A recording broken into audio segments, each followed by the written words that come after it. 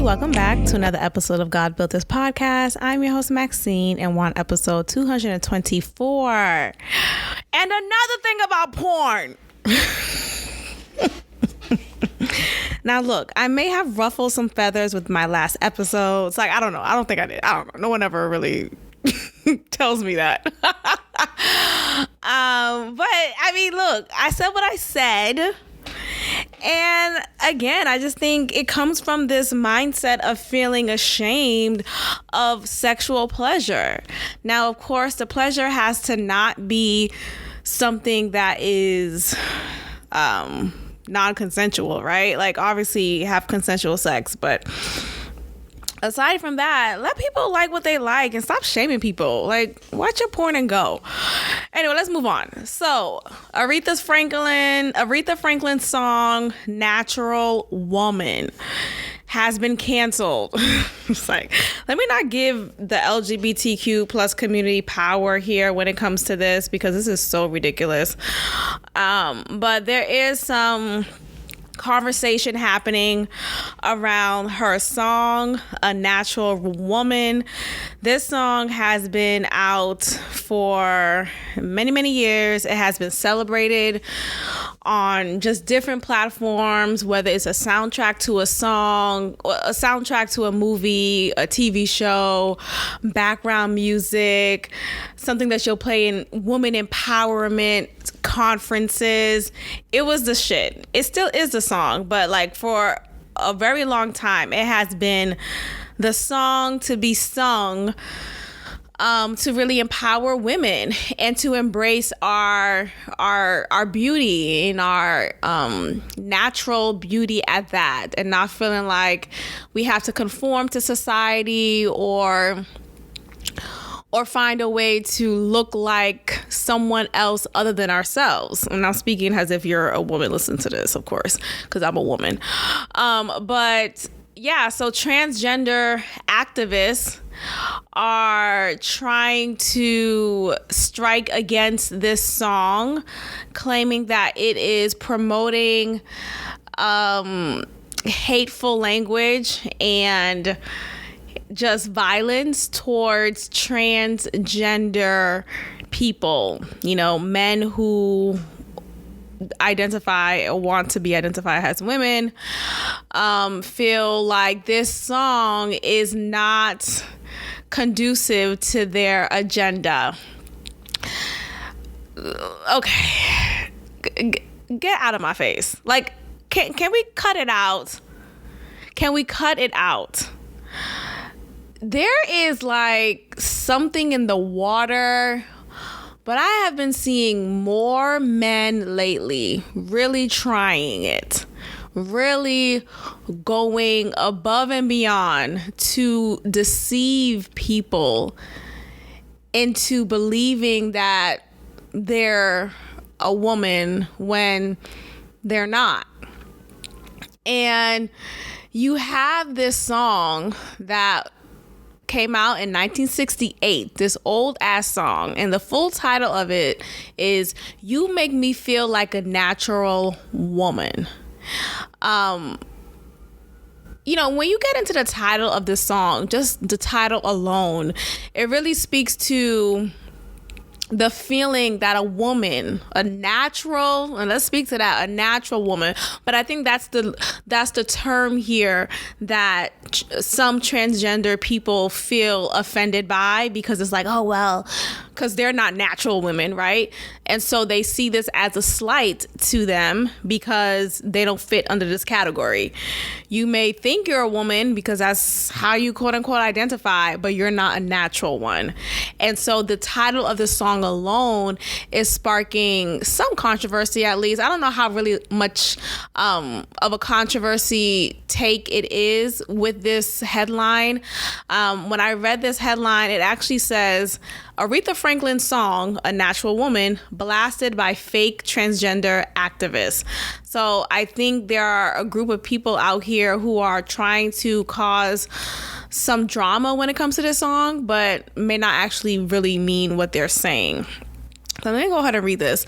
A now debunked activist group in Norway, so it's not even in America, in Norway, called for Aretha Franklin's hit 1968 song, You Make Me Feel Like a Natural Woman, to be removed from both Apple Music and Spotify after they deemed its lyrics offensive. The Transcultural Mindfulness Alliance took to Twitter last week to condemn the ballad, citing that it has ignited harm against transgender women. All right, goodbye.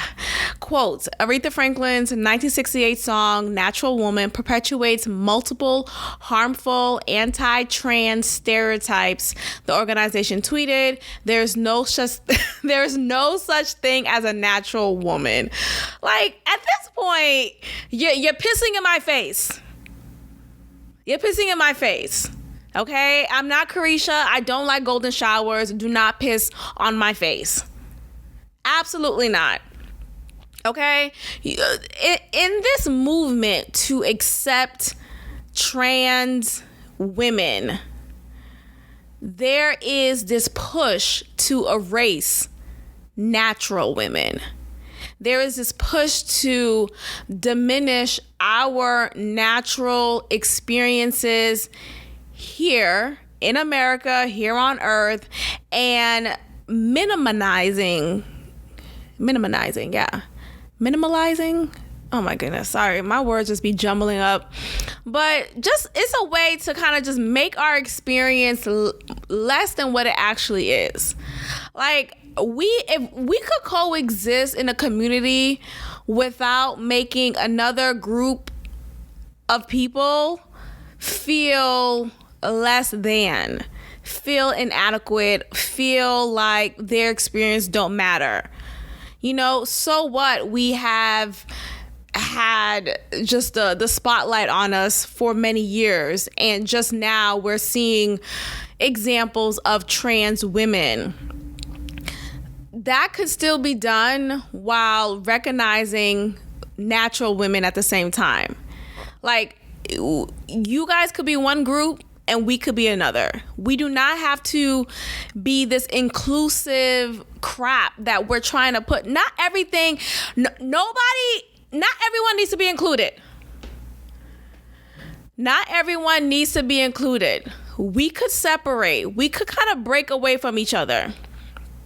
You know, we don't have to go off on this, like, just this high-strung attempt to include everybody in this take. So let me continue with this article. The message continued, the song has helped inspired acts of harm against transgender women. TCMA is requesting it is removed from Spotify and Apple Music. However, after initial denials, the group has since claimed that their original post was indeed satirical. Oh, okay. In a message to the post on Monday afternoon, the group also updated their Twitter bio to now say parody satire. Okay, well, you should have started off like that then. But here's the thing. We live in a world in which this could actually be true. Right? We live in a world in which people will actually go out of their way and say this is a truth, a true statement, something that we should strike down and strike against. Like, this is not far-fetched. So I'm not even going to feel embarrassed that I fell for this. But I'm wondering, is this whole account an account of parody? Right? Are they just making fun of the woke and the liberal and the Democratic Party? Then I'm all for that. But, or is it just this tweet? So, okay, well, that's interesting. Well, yeah, someone said, OMG, get a life and stop trying to cancel everything. How sad and pathetic one's life must be if this is a priority to you. This is a great song, You Go Girl, at Aretha Franklin. I think Aretha actually passed, so may her soul continue to rest. But But yeah, anyway, I guess that was a false news farce. Erase that. Okay. Speaking of the LGBTQ plus IA whatever community, they are upset at Beyonce for performing in Dubai because Dubai is allegedly a place in which many people in that community are threatened and killed because of their sexual orientation. And they feel like Beyonce didn't really have their back because why would she perform there? This is such a dumb ass take. It really is. And why is it dumb? Let me explain. So let me just read first what this article is telling me about this controversy when it comes to her performing there. Okay, so someone says in a tweet, no beef, but I'm struggling to understand why Beyonce, who has $500 million, would accept $20 million to make her debut performance of the Renaissance album, a record which lifts heavily from queer culture in Dubai, a country where LGBTQ rights aren't recognized.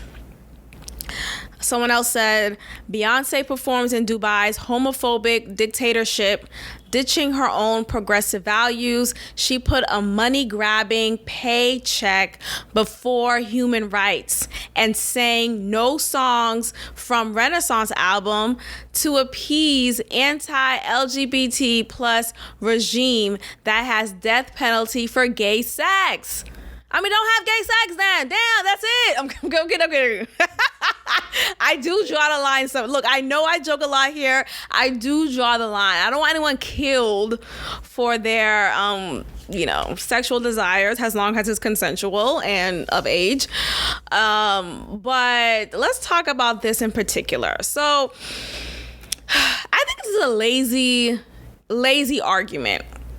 I think there is always something to be offended for, right? Oh, I'm offended because you decided to wear yellow and you knew today was World AIDS Day. You should have wore red. Like, if you don't get out of my face, get out of my face. And I just feel like, what the fuck? Leave Beyonce alone. So what? She's performing in Dubai. Is she responsible for the LGBT hate there? No. Is she the one behind the death penalty to kill anyone for having gay sex? No. What are we talking about? This does not mean that she is supporting or legislating this hate crime against the gay community, the queer community. One does not mean the other. And I also don't appreciate people counting people's pockets. God, so what? She's half a billionaire. She wants to get another 20 million, then let her do so. What is that to you? Do you get anything from it? Do you get some money from it? Is your paycheck less now because Beyonce's performing in Dubai? And again, this goes back to the fact that we spend our energy on things that really don't matter. It really doesn't matter to you whether or not Beyonce is performing in Dubai.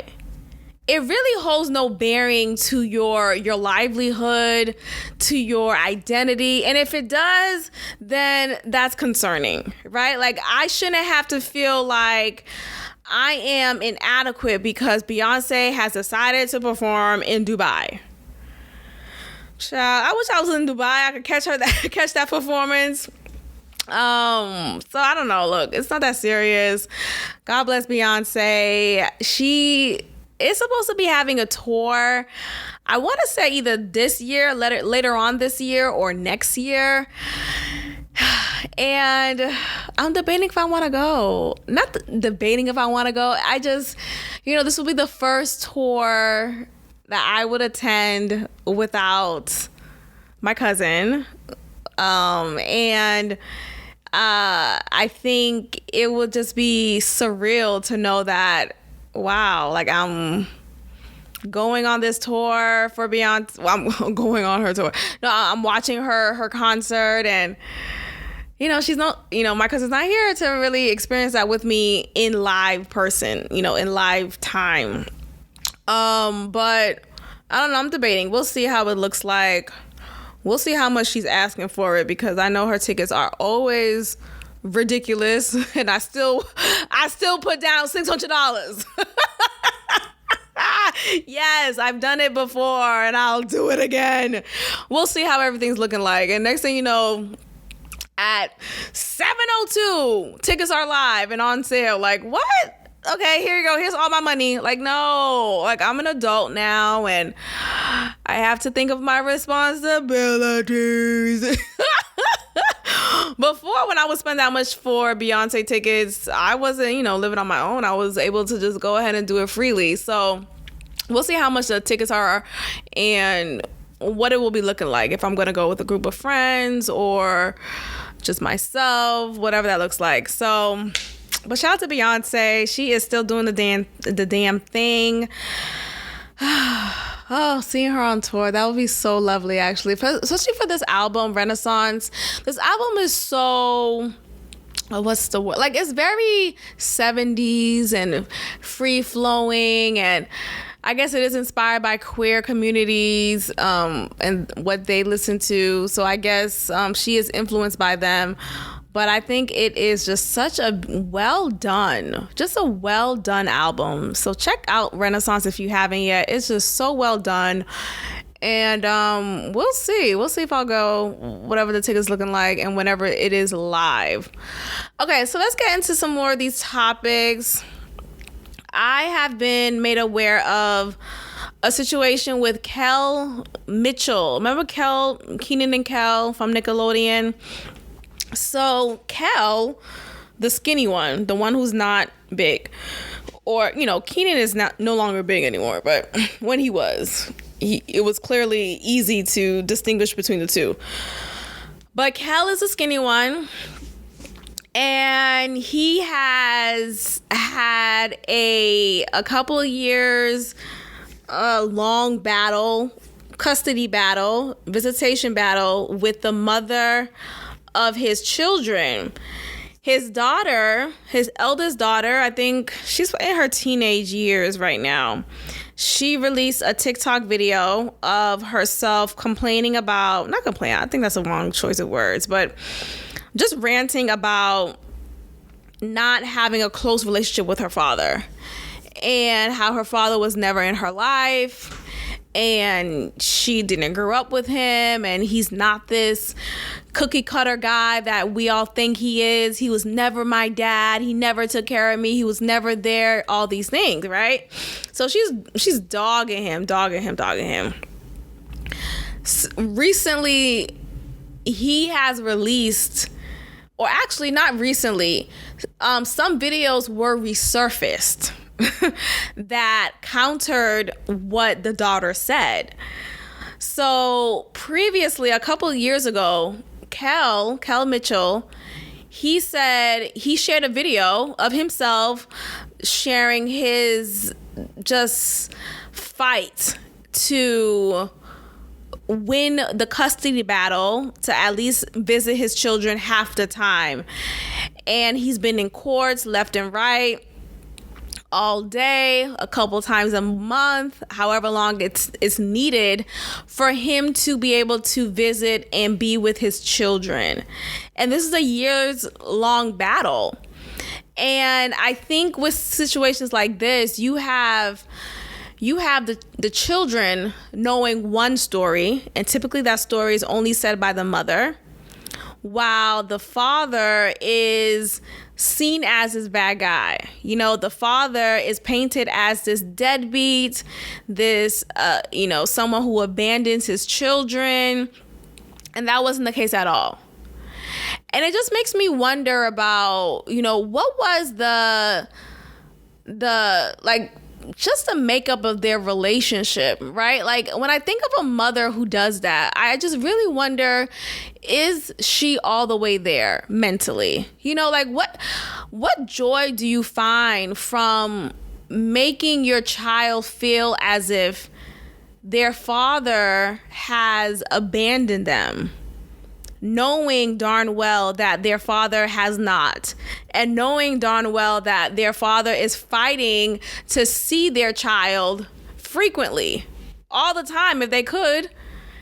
And yet you are purposely creating this story, this narrative, as if the father is just this deadbeat, this trash ass man, and I hate your dad and you should hate him too. And I just really think about the mental capacity of a mother who could do such a thing. It's one thing, and I also not even it's one thing, because I think oftentimes we hear the reason is, oh, well, because the dad, he dogged out the mom, right? Maybe he cheated on her left and right. And the mother felt like, well, you cheat on me, you cheat on your family, you're not going to see your kids. Like, what? I don't know. Like, when do we stop thinking about ourselves when it comes to stuff like that? Like, when do we just have to start unlearning some things. We have to start realizing that when, children are in the mix, whatever took place between you and the father should not hold any bearing upon the child. Oh my gosh, this is making me think of a story of a moment in time in my life. So when I was younger, I'm not going to say, I don't want to be too specific because, it's not my business to tell. It's kind of hard sharing like personal stories and knowing that, there are other people involved in the story. So it's like, I could share my truth, how I saw it, with how do I do it without not sharing too much about the other person? Anyway, so when I was younger, my parents were going through a hard time in their marriage, and my father disclosed too much information about what took place. And I was the scapegoat. I was the one who received all of his depressing feelings and just his sadness that was so overwhelming for me. And I was listening to this sob story every fucking morning. And I know it sounds insensitive, his sob story. No, I think it comes off insensitive because I feel like you shouldn't share some things with kids. Right? Like, kids should not know the details of their parents' marriage. Like, what are we talking about? Like, I don't care what happened. Why the fuck are you telling your child this?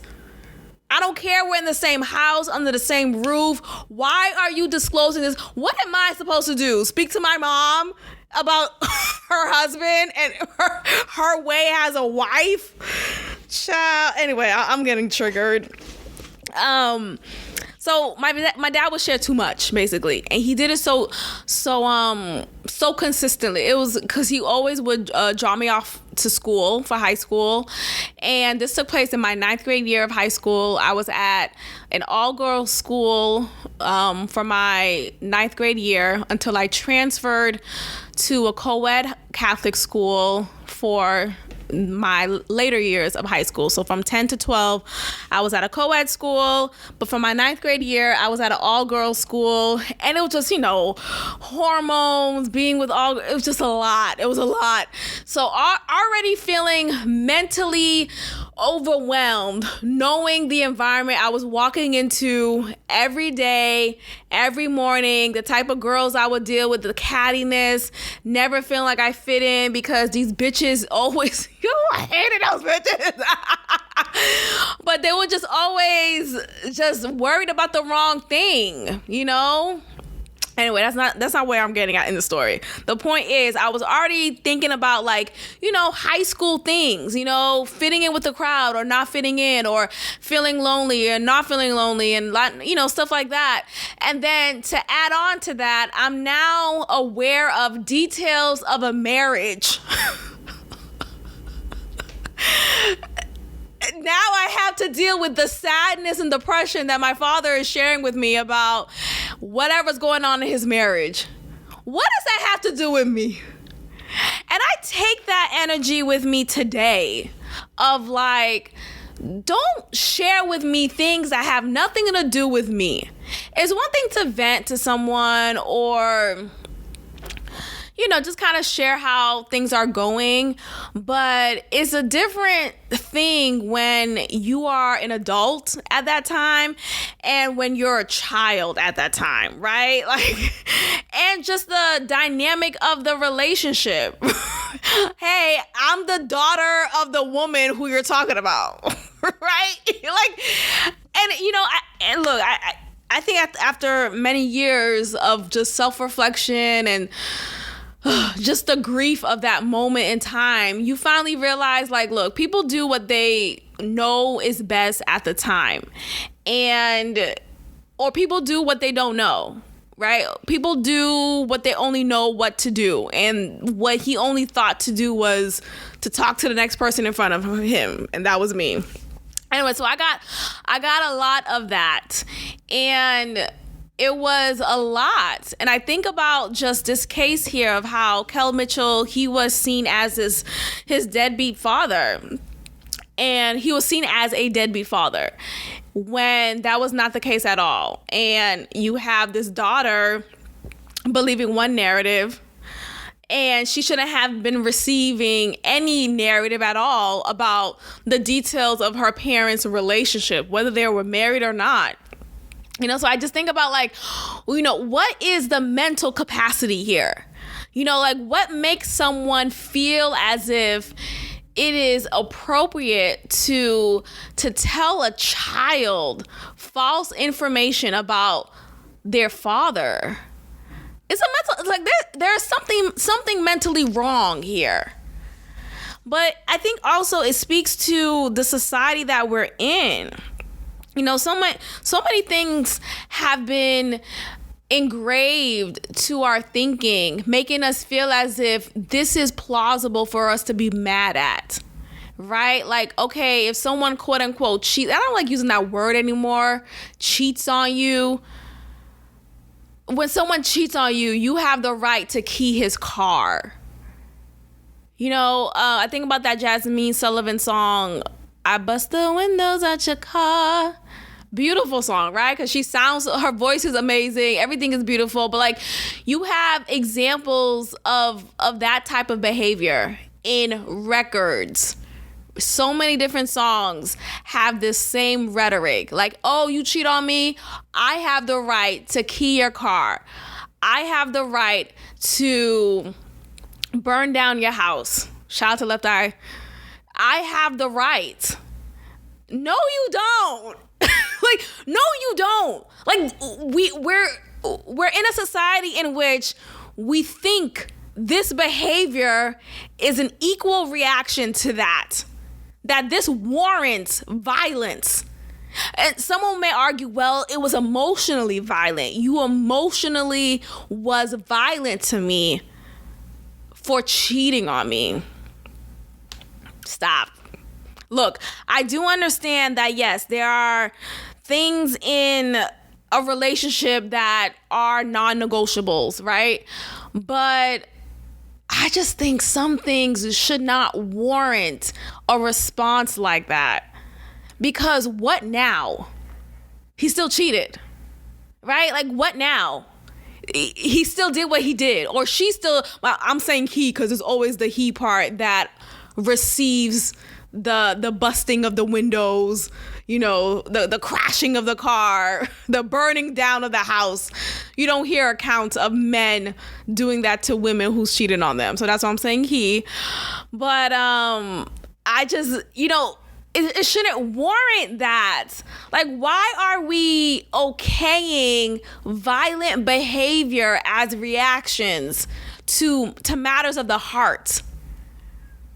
Child, I don't know. I think we gotta really unpack that. I'm literally unpacking it as I speak, because I think, for so long, if you just look back to just the records that you've listened to, that's also old records. Why do I say records? The songs that you've listened to over the years, even just while you were growing up, they were conditioning you to feel a certain way, to think a certain way. Oh, he cheated?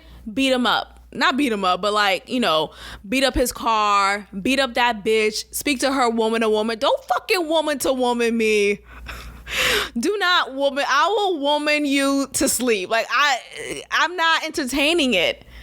Because again, we're just so focused on the wrong things. And I think if we just focus on our relationship with that person, then we won't feel this strong reaction of betrayal.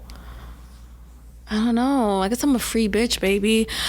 Okay, let's move on. Speaking of romance, this writer faked her own death and admitted to it. There's this woman from Tennessee.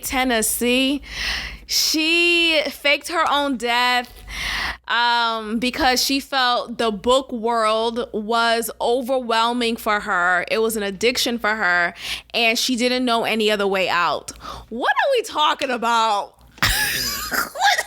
So she thought the only way out from the book world is by faking her own death and making others believe that she committed suicide or died by suicide. That's the politically correct thing to say. I think that's one of the few things I would agree with. Like, I guess commit. I never liked the word commit suicide. Like, what? You don't commit a murder. I mean, I think you have said that, but like, people don't usually say commit murder. You murder someone. So anyway, so she faked her own death. Okay, so she is this writer that has been writing books online and created a great following of readers of her books online. So much so that she had a Facebook group and other just social groups online that discuss her writing and her characters that she created, and she would write book after book after book. She did that because she was lonely. She was in her house by herself. Her husband is a truck driver, so he's out for long hours, and she spent so much of her time, if not all of her time, reading books and eventually realizing, you know what, I want to write my own, which I commend her for. But it got to a point where it left her in a disastrous state. Now, here's a kicker. She has bipolar disorder. I think that's a big reason here, right? She has bipolar disorder, and the community that she was involved in, it was a book community, people who loved reading, so much so that, I talked about this term before, maladaptive dreaming, which is not technically a disorder. It's not recognized as a disorder yet, but it is so creepy because it actually feels like it could be a legitimate disorder. It's basically when you are creating scenarios in your head of characters. Like, you are creating characters in your mind, and you create storylines of those characters, so much so that you have characters in your mind who have grown and developed and have story arcs. And some people may think, oh, well, you're just a writer. You're just a storyteller. You could just use that energy and write books and all these things. And that's beautiful. You can. But the difference with this condition is you are letting it infiltrate your life so much so that it is negatively impacting your relationships, meaning you're not at all engaged in real life. You would rather be at home in bed with these made up characters that you've created in your mind. That's what maladaptive dreaming is. And you find so much comfort and joy in it. You've created this or you've developed this anxiety disorder and this social anxiety against socializing with people and being with others in real life. You would rather be with yourself in these scenarios in your mind. Like, it's really bad. And so when you have a woman like this, now, I don't know it said anything about her having maladaptive dreaming conditioning. conditioning in her system or whatever, but she has bipolar. That right there is diagnosed. And she described the online community that she was a part of became a, quote, treacherous community for her. And so she decided to kill herself, or act like she did. She is in fact alive. And she came to that decision because she felt like it would be hard to differentiate from the book world and the real world. So that's why I mentioned maladaptive dreaming, because it is, when someone's saying the book world, that's like, that's not a world, like that's not a real life world. It's something that you are creating in your mind, right? So the characters that you create, whether because you're writing a book or you're just like suffering from this condition, these are characters that aren't real, like tangibly. What is a real character really? Because even if you watch movies, they're not real. You could see them on TV, but they're not like real characters in real life, like, stuff like that. Anyway, so she had a hard time differentiating between the book world and the real world, and decided to off herself. Now, again, she is alive, and there may be some attack to her for deciding to act as if she was dead, because tax dollars have been used to investigate the crime, and come to find out she said she was dead. You don't say you're dead, but like she basically made it seem like she was gone. And then literally 2 weeks ago, not at this time, but 2 weeks from when she posted something that seemed as if she died by suicide, she shocked her online community by returning to her online page and said she was back. He's like, hey, I'm back now. She said she was back and now in a good place. And then she said she's ready to resume writing under her own name. And she playfully concluded, let the fun begin. Now, if this ain't bipolar, I don't know what is, right? Like that was another personality coming out. Oh no, that's sorry, I'm thinking schizophrenia. Another personality. Well, look, that was another mood that came out that made her feel as if she she needed to do this. And now she's back and she's ready to rumble. So they have, let's see. So other writers seeing this were not in the mood for fun, describing deep feelings of betrayal. They have called for her to be prosecuted for fraud, alleging that she faked her death to sell books or solicit cash donations. They have reported her to the FBI cybercrimes unit and the local sheriff, and vowed to shun her and her work. Child, maybe she should have just stayed dead, because this is going to be worse. Some have questioned whether she exists in real life. Oh my gosh. So she does exist. This article that I'm reading shows a picture of her. So she came forward, or at least she agreed to this article. And she does exist. She said that the online community, like I said earlier, became a treacherous place for her, particularly someone who's trying to manage her new diagnosis of bipolar disorder. So maybe while she made it seem like she died by suicide, she was having an episode and didn't know it because this was newly diagnosed. She says, I think it's a very dangerous mix-up, especially if you have a mental illness. I would log on and get in, and at some point in the day, my two worlds would collide, and it would be hard to differentiate between book world and the real world. It was like they would sandwich together. Now, I don't understand that. Like, what do you mean it's hard to, how do you not know the characters that you create for your stories are not people, like human beings in real life?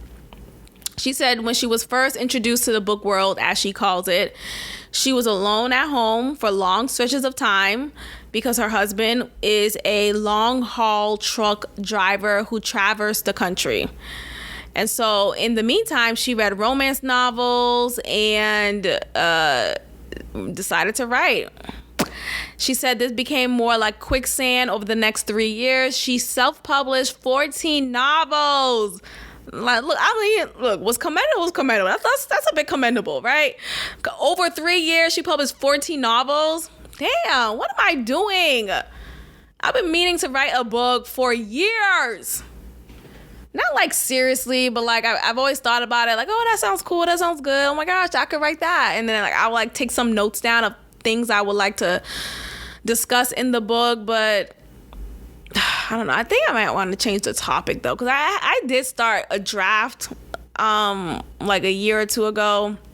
I never continued it because it was just too emotional.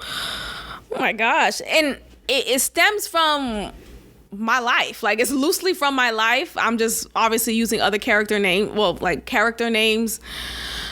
But I never continued it because I just didn't want to tap back into that memory too much. And so I just left it there. I'm sure it's somewhere on my computer, on my Mac.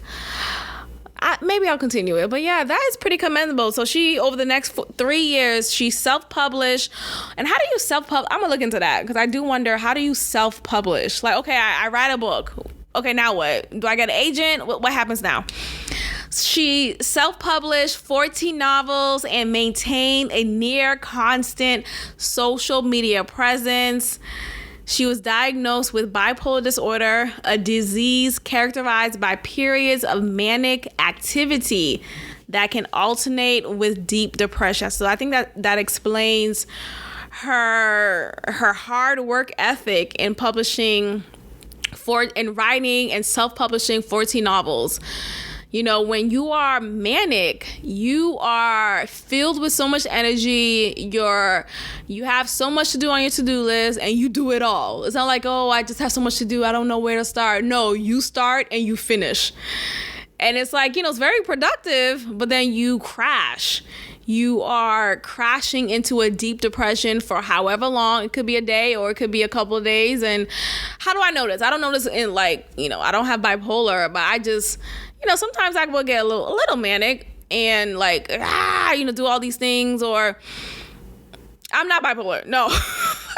No, but I've watched different shows, and there was one show I watched on I've been farting. I don't know if you guys heard that. I'm so sorry. Excuse me. But I've been farting all day. And it hasn't smelled either. It's just been like gas. Anyway, so I watched this show on Amazon Prime. I can't remember it right now, but it's such an interesting show because every episode in the show focuses on a different topic, and it's different characters every time. I think it's something about love. I think love's in the title. But anyway, there's one episode featuring Anna Hathaway.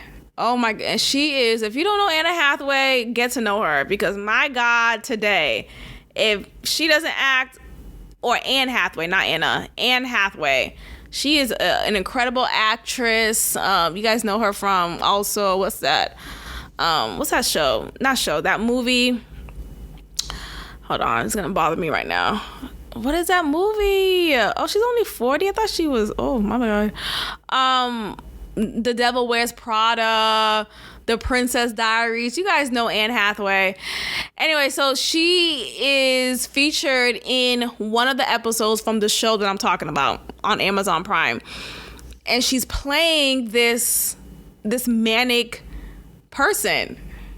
I want to say she had bipolar. Yeah, I think she did have bipolar disorder. Her character did. And you really see the ups and the downs. Like, it is a crash. And you see that reflected in her work state, in her home state, right? Just how her home is when she's up. You know, everything's put together, it's clean, she's filled with all these ideas. And then when she's down, she barely has energy to turn the blinds on, to open the blinds. She barely has energy to wash her ass. It's it's depressing. It really is depressing. And, you know, I think, of course, there's a lot of factors to it. Like, you know, what are you eating? What are you drinking? How were you raised? And you can't really change how you were raised, right? You can't change your childhood. You can't change your upbringing. And you can't really, I don't know, like, yeah, you could unlearn some things, but I think because you can't change your childhood, there are some things in your mind that are just permanently wired that way, right? So if you grew up in an abusive household, more than likely you will come out with something fucked up. However, whatever that something is, more than likely you will come out with something messed up about you. And oftentimes it's something like a bipolar disorder, or like specifically bipolar disorder, or anything else. So anyway, this is just incredible. This just made me think about the episode. That was a powerful episode. Oh my gosh. Ooh. And that whole show, let me see if I can find the name of that show, because now I'm talking about it, but I don't remember the name of it. And I actually stopped. I don't know if I finished every episode in that season, because it was just a lot. And I just didn't expect for it to be as heavy as it was. But I was so intrigued because I was learning so much. You know, I love to learn. And I just loved it so much. So I'm gonna see if I can find it at some point. Okay, let's just go ahead and move forward. Hold on. Oh my gosh, I'm trying to see if I can find it. Amazon Prime movies. You know how you go on Amazon.com and it only brings you to the shopping center? I'm trying to find, how do I go to the freaking the digital center? Ah! Sorry, this is bothering me. What's the name of that show? It's on Amazon Prime. Oh my gosh, I'm so sorry, guys. Okay, hold on. I think I'm almost there. Ooh, child. Okay, I'll get to it at some point. Anyway, let's move. Okay, Prime movies and shows you may like. Okay, I'm gonna see if. And I was like, ooh, I want to say 2 years ago, and I still remember that episode because I was so taken aback. It was so good, and it just really speaks to the fact that, you know, how do we prevent this, right? Like, how do we get to a point in our society in which there is not this strong influx of people, there is not a strong influx of people just fucked up. There's a generation of people just fucked up.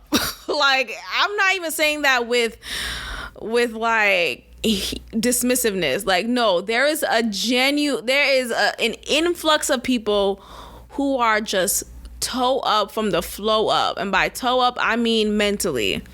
Like, just messed up. And it's just really sad. Like, damn.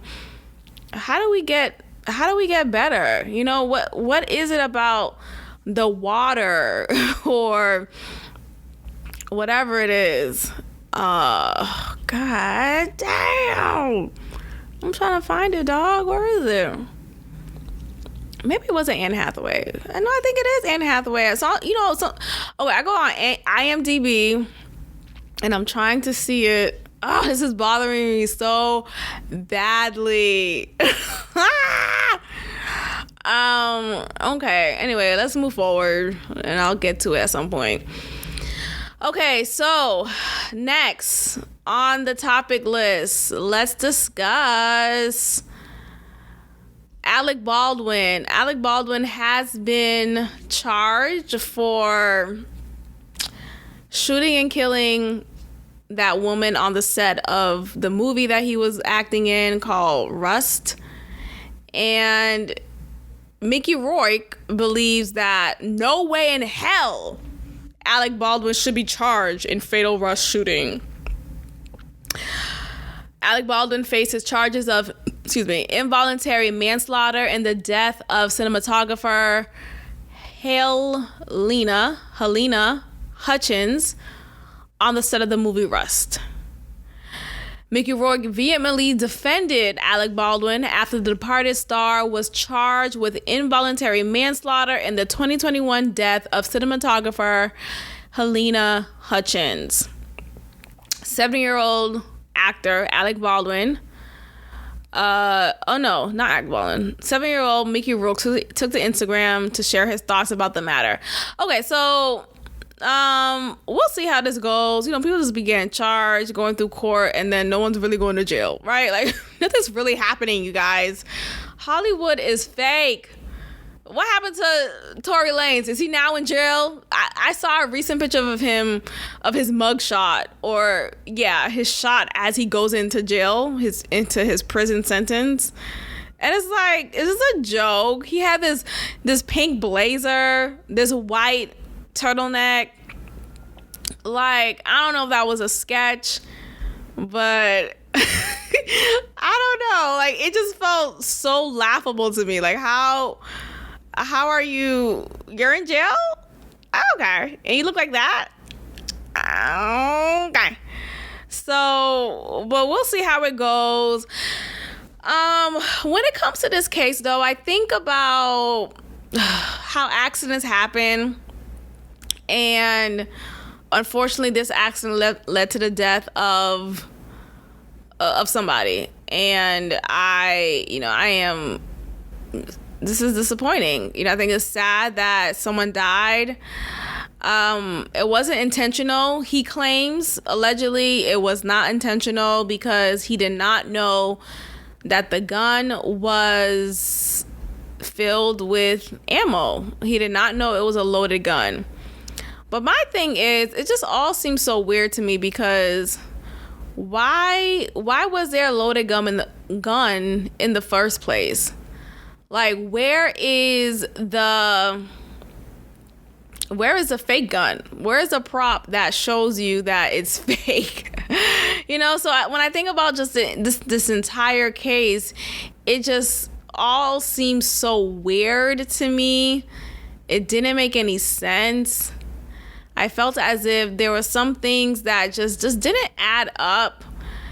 And, you know, God bless. I don't really know how to feel about it. I think, sure, there should be some consequences, but to give him the harshest sentence, I don't know if that is needed.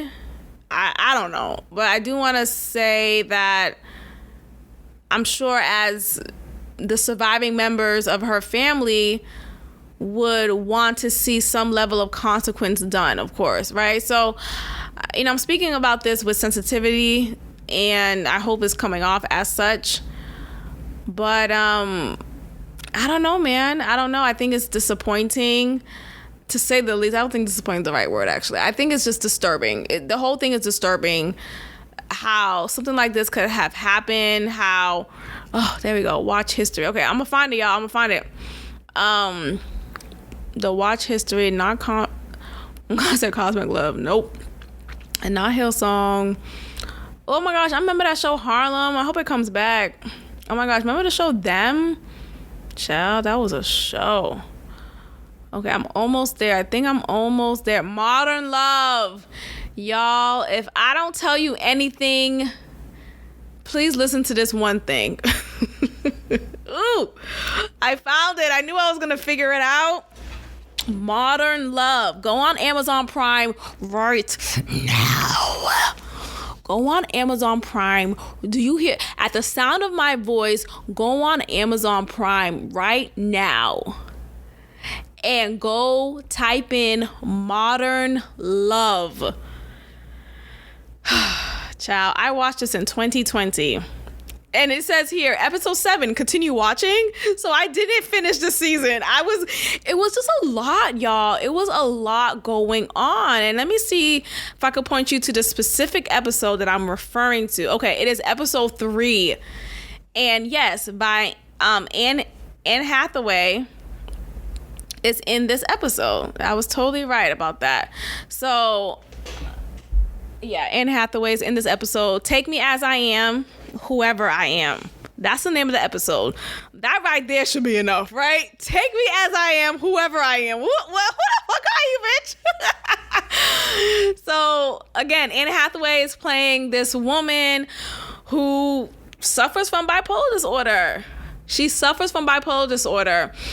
And, child, you just really see her highs and her lows. You see her highs and you see her lows. You see her highs and you see her low. Like, you really see that.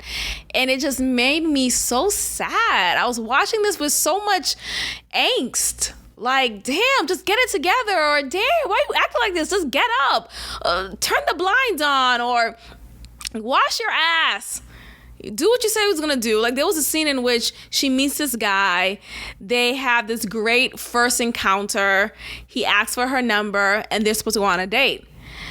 As she's getting ready for the date, she's getting so excited. She's prepping for it. She tells a friend, and then she realizes that, wait, I can't go. Like, she just starts crumbling.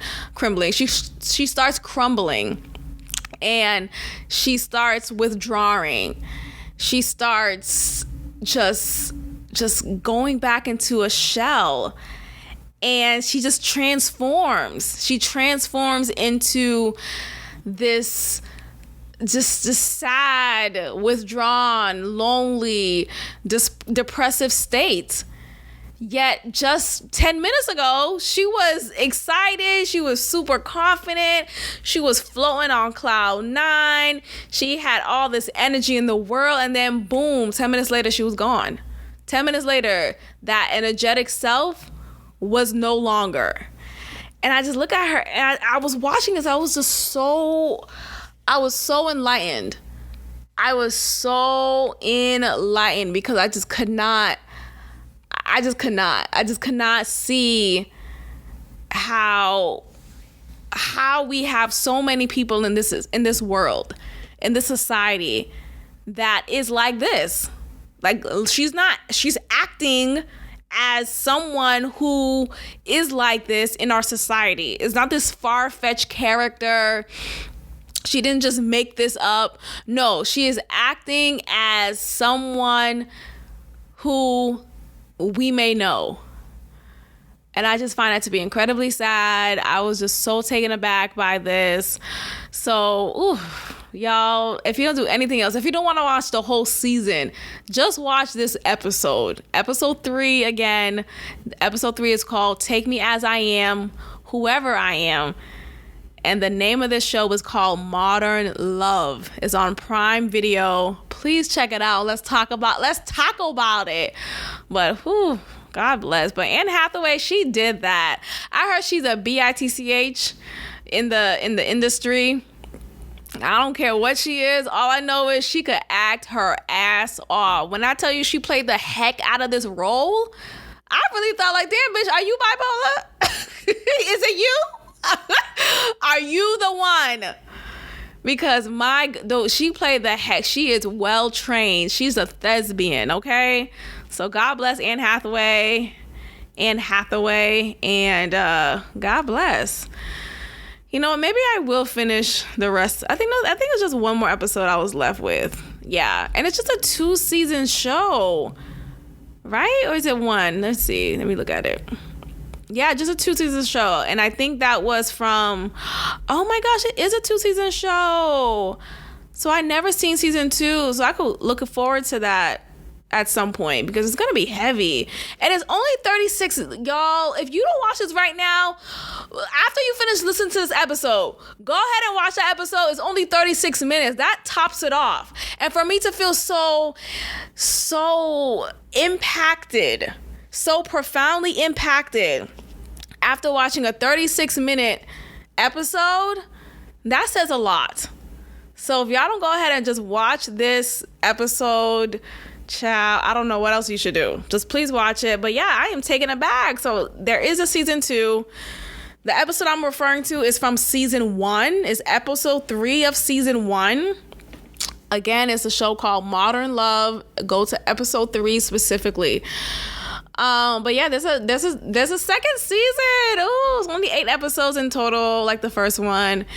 And I am gonna find some time to watch this. This is it's just so well written. You know, I just love well written work. You know, whether it's an essay, whether it's a movie, a show, write that shit well. Shit, whether it's a text. Did you write it well? All I care about. Oh, modern love, man. And I think the reason, well, not I think, I realized that the name of the show, the reason why it's called that is you see different expressions of love, different expressions, different examples of love. In the first episode, I remember it was about two star-crossed lovers, like a Romeo and Juliet type of sense, but you see people in separate relationships, and one person from each relationship realizes that they want to be with the other and realize that they find no fulfillment in their current relationship. Their relationship eventually dies off and they find themselves back together after some time. And it was just beautiful. Like, hey, you see this modern love. Like, you see examples of that. You know, sometimes we find ourselves in relationships in which, damn, how did I get here? I'm not happy here. Or, you know, I just settled for this person because it just was the quote unquote right thing to do. But it's not what I want. It's not what I wanted, but here I am. And then boom, I happen to encounter someone else who is exactly like me, who I want to be with, and something's in the way. Or, you know, it's a little conflicting. Anyway, every episode focuses on a different type of love. And the love part in the Anne Hathaway episode is the love for self, and how you could still find ways to love yourself despite a mental illness that's trying to possess you. Or you could still find love. You could still date someone while having a mental illness, you know, as long as you manage that mental illness. And she just had to love herself enough to learn ways to manage the mental illness and be honest with that and share that with a partner. So, it's just such a well-written show. All right, I'm enough. I'm sorry. I just talked your ear off. I went on IMDb. I went on Blue's Clues. Like, I'm gonna find. Maybe I need to unlock that. That was so good. Okay, let's wrap it up with Sha'Carri Richardson. Sha'Carri Richardson, remember her, the track star, the black female track star who really made a name for herself. I think it was just last year or the year before. And she ran the fastest. And then she was supposed to run again, but she got fined and disqualified for possession of marijuana. And remember, this was a controversy because you have many people feeling like, well, it's just weed, you know, what's the big deal? And you know, so many states are legalizing it now. It's becoming a norm, and you know, it's not like it's a hard substance.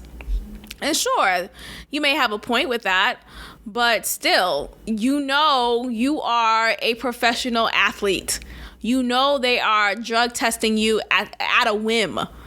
Therefore, you have to stay on ready. So, the fact that she did not show any accountability initially, because she was fighting back, and she was showing a lot of pushback for it and being super defensive instead of just humbling herself. And you had the black community, some people in the black community talking about, dang, I didn't know you were the police now, you know. Dang, I didn't know, you know, who are you to, you know, judge this woman, yada, yada, yada. Anyway, so she has found herself in another kerfuzzle, whatever the term is, in an airport, on an airplane, with a flight attendant. You know, that is a no-go. If the one thing you should not ever do, you shouldn't ever fight with the flight attendant. Now, she did not physically fight with her or him. It was a man, actually, a male flight attendant, which I hate seeing. Like, what the fuck? And you know, most of the time they're gay, so I guess. But I just keep it to the ladies. Can we just keep something to ourselves? Fuck. Can we just keep something? Can we keep the pussy to ourselves? Can we? Okay, so again, remember, she is 23 years old. So she is super young.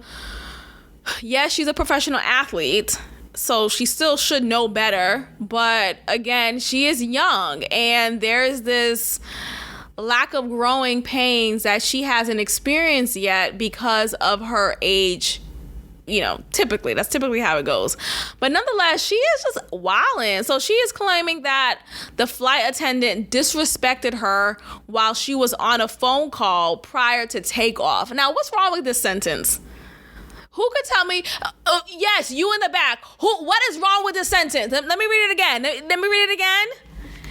In the post, the 23-year-old claimed the flight attendant disrespected her while she was on a phone call prior to takeoff. You got it? You got the answer? Yeah. You were on a phone call. Why are you picking up the phone, talking on it prior to takeoff? You guys know the drill.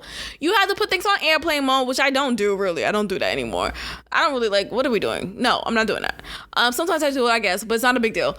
But I'm not on a phone call. You're not supposed to be on the phone call answering or making calls. I don't care who's on the line. Get off. If it's really that serious, you know what? Y'all need to go ahead and never mind. Someone could take the seat. Never mind. I gotta go. But you cannot be on the phone talking prior to takeoff. That is a time when you should be watching diligently at the directions. Should a crash happens, you know what to do. Which, you should always be paying attention, of course. But, at the very least, don't be on a phone call. Come on. So she claims that the gentleman, she said prior to the video, this gentleman asked me to get off a cell phone call. She said I did. She said she stated to him that she didn't like the tone he used with me. And then here we go. It starts with there. I don't like your tone. And look, yeah, sure, people could have a tone that's inappropriate or, that's filled with attitude and stuff like that. But again, you gotta have to kind of pick your battles, you know what I mean? And who's to say if he did or did not use a negative tone with her?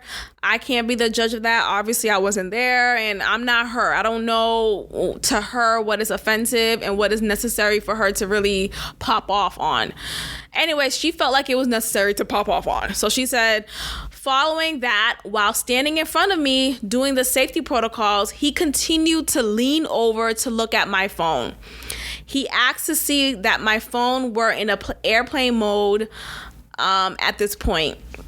He demanded that and this is her words verbatim, it's not me reading it. He demanded that she showed him her phone, and she said that she did. Now, I thought this was a little extra because typically I've never seen a flight attendant asked, let me see your phone on airplane mode. I think the flight attendant was just being a dick, just really trying to dominate his power in this moment because he probably was already annoyed with her earlier since she was on her phone taking a phone call. So she said that, what happened? So she said that she feels like he was harassing her at this point. And she said to him, "You're harassing me at this point. I think you should stop.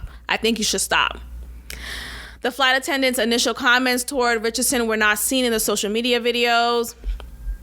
And she ended up getting booted. She ended up getting kicked off the airplane, y'all. Several passengers were heard making various comments about the situation, with one person seeming to tell Richardson to end the argument with the airline employee. The other flight passenger said, "You're making me miss my connecting flight," or, "Thank you, by the way, I'm missing my connection." And she's like, "Oh, you care so much about your connection? You don't care about him talking to me like this?" And now she's playing this whole victim role and all this bullshit. Like, girl, just if you was on the phone call, then it wouldn't have led to this point, or if you just pick your battles wisely, whether he spoke to you in a negative tone, you can just check it real quick and move on. Okay, you don't have to speak to me like that. And then just cut it right there. You know what I mean? Some things, you could check somebody without it going further. You could let them know, don't you ever raise your voice to me like that again, right? You could let them know, who the how about to say, who the fuck you talking to? No, that will take it there. I mean, sometimes things could be taken there and it's warranted. Yes, I think sometimes things are warranted, but when you're in a situation in which this is not only including you, right? You're on a plane. Other people are impacted by this because now that she was escorted off the plane, everyone else is now experiencing this inconvenience, and now they have to miss their connecting flight if they had one. They're now arriving later than they thought they would, or that was projected because of this incident. You know, they gotta pick your battle. So anyway, hopefully she'll get it together. God bless. All right, you guys, I'm going to go ahead and end it here. Thank you so much for listening to this episode. I appreciate every listen. I encourage you all to make sure you are subscribed to this podcast on all the platforms: Apple Podcasts, Spotify, Google, Anchor, all of that, Spotify, Apple Podcasts, Google, what else? Yeah, all of that. And make sure you tell a friend to tell a friend, and YouTube, of course. I need more subscribers. I appreciate the subscribers that I have currently, and I am welcoming for more to come. Thank you so much for listening, and I will check in with you all next time. Peace. Thank you for tuning in to another episode of God Built This Podcast with your host, Maxine. If you liked it, leave a review, share, and subscribe. God bless.